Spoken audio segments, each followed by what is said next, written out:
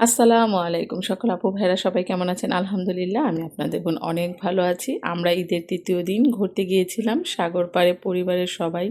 আর খুবই মজা করেছি। আর এই তো পিছনের সাহেব ছোট ভাই বসে কথা বলছিল। প্রচুর গরম, বালিতে তো আরও বেশি গরম ছিল। আর আমি হাঁটতে হাঁটতে একটু সাগর পাড়ের দিকে যাচ্ছিলাম। ছেলেরা ভাগিনারা সাঁতার কাটছে, ছেলেরা ফুটবল খেলছে।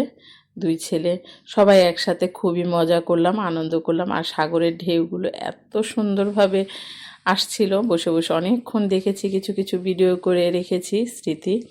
2026 সালটাকে ধরে রাখলাম। আর এমনিতে তো প্রচুর গরম, তারপর সাগরের পানিগুলো খুবই ঠান্ডা, কিন্তু বালিগুলি অনেক গরম ছিল। যারা সাগর পাড়ে ঘুরতে গিয়েছে তারা তো অবশ্যই জানেন।